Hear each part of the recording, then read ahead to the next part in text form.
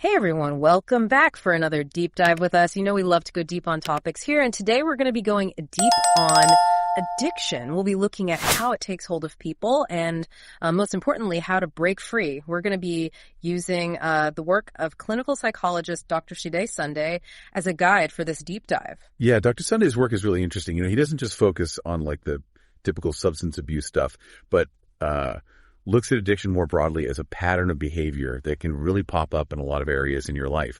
Like he actually suggests that maybe as much as 80% of people who haven't achieved their goals might be dealing with some form of addiction. 80%. Whoa, that's a big number. It makes you wonder what's going on under the surface for so many people. I think this is why this deep dive is going to be so important. So Dr. Sunday breaks down the way that addiction develops into 4 different stages. And understanding these stages is really key to recognizing the problem and then taking control. Yeah, it's about going beyond like those simple ideas of addiction and recognizing the subtle ways it can kind of creep into our lives. Okay, so let's start with the first stage, experimentation. I think we can all relate to this on some level. Yeah, for sure. Think about work. Like maybe you're stressed out at work and, your colleagues suggest blowing off some steam after work with some drinks. It seems harmless, It's just a one-time thing, just exploring, seeing what it's like. Right, like trying a new type of coffee or a new route home. There's no real commitment. It's just exploration.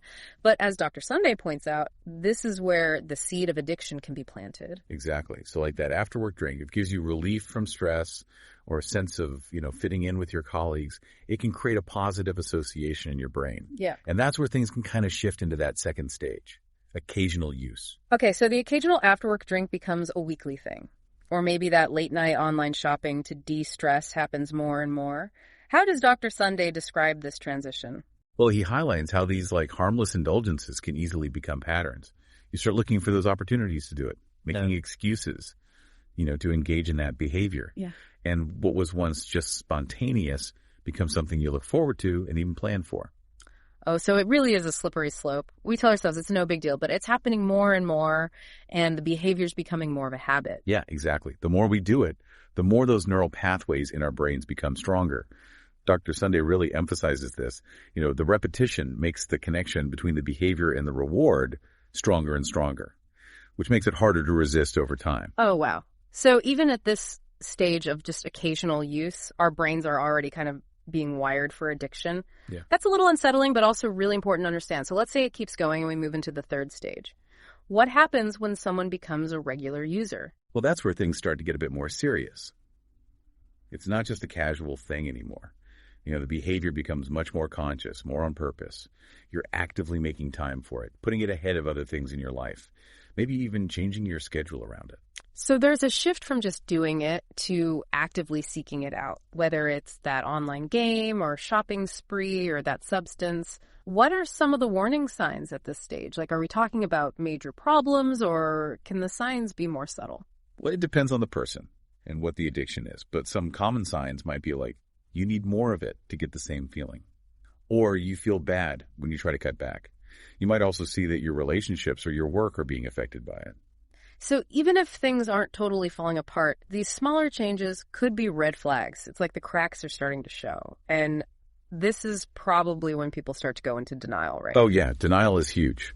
It's a way of protecting ourselves from facing what's going on. It's like that saying, it's not denial if you really believe it.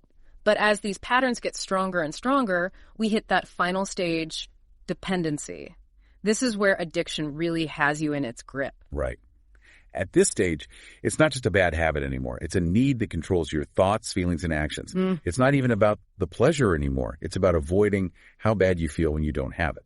So the thing that might have started as a way to cope or have fun has become a source of even more stress and problems. Dr. Sunday talks about how in this stage, it's less about wanting the good feeling and more about avoiding the bad feeling. That's a really interesting way to look at it. It is. It shows how complicated addiction really is. Okay. At this point, it's not just about willpower or making better choices. It's a mix of things like biology, psychology, and social factors that have taken over. This really highlights how important it is to understand these different stages. It's recognizing that addiction is a process and that getting help earlier can make a huge difference. But this deep dive isn't just about understanding the problem. It's about finding solutions. Dr. Sunday doesn't just leave us at this dependency stage, does he? No, not at all. He actually gives a bunch of strategies that can be really helpful in breaking free from addiction no matter what stage you're in. Okay, that's what I wanted to hear. Let's talk about those. Where does Dr. Sunday say we should start? He says that the most important first step is acceptance. Acceptance. That sounds simple, but I bet it's super hard for someone struggling with addiction. What does Dr. Sunday mean by acceptance? He sees it as like a moment of total honesty where you admit to yourself what's going on without judging yourself or feeling ashamed. It's about letting go of that denial and really facing the truth. So it's not about blaming yourself or dwelling on past mistakes. It's more about acknowledging where you're at right now as a starting point for change. It's like taking stock of your situation without all the emotional baggage. That's a great way to put it. It's like saying, okay, this is where I am and I'm ready to do something about it. It's going from feeling powerless to feeling like you can take control. That makes sense. Acceptance is like the foundation for change. But what's next? Once you've acknowledged it, what practical steps can you take to start breaking free? Well, Dr. Sunday has this really interesting idea called positive replacement. It's based on the idea that it's easier to replace a bad habit with a good one than to just stop completely. Oh, so instead of focusing on all the things you're trying to avoid, you're putting that energy into something good. I like that idea. Yep. What does that look like in real life? What are some examples of positive replacement? He gives some great examples in his book. For example, there was this patient struggling with gambling. Instead of just telling him to stop gambling, Dr. Sunday encouraged him to use that energy and money to start a business. Oh, so he replaced one addiction with another, but this time it's a healthy one. It's like using that compulsive drive for something that's actually good for him. Exactly. And that patient actually ended up not only overcoming his gambling problem, but also found a new sense of purpose in building his own business.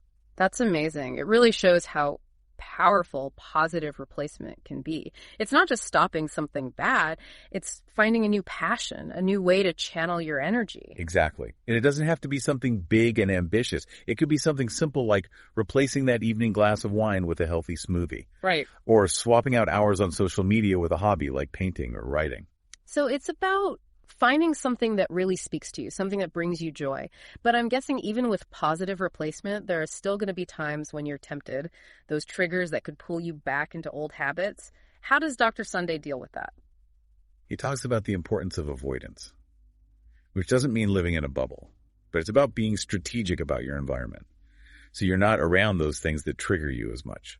So it's about being aware of the situations, the people, the places, even online spaces that might make you want to go back to the old behavior. Exactly. It's about setting yourself up for success by making an environment that supports your recovery. Like if you're trying to stop using social media so much, you might delete certain apps from your phone, limit your screen time, or unfollow accounts that make you feel bad. It's like creating a safety net. Removing the temptations that make it harder to stay on track. I think it's important to say that this isn't about being weak or lacking willpower. It's about being smart and strategic. I agree. But I'm curious, are there any other strategies that Dr. Sunday suggests besides positive replacement and avoidance? He does. One that's particularly interesting is what he calls motivational forgetting. Motivational forgetting. That sounds almost like the opposite of what you'd think. How can forgetting be motivational? Well, it's not about actually erasing memories. It's more about consciously shifting your attention away from those good memories that you connect with the addiction. Okay, so it's like trying to break the link in your mind between the addiction and those good feelings it used to give you. How do you actually do that? Are there specific techniques Dr. Sunday recommends? He suggests a few things. One is to really focus on the negative consequences of the addiction. Remind yourself of the damage it's caused, the relationships it's hurt, the opportunities you've missed. So it's like a mental tug of war, pulling your attention away from the good memories and towards the reality of how the addiction has hurt you. Exactly. It's about changing your perspective, reminding yourself why you want to break free in the first place.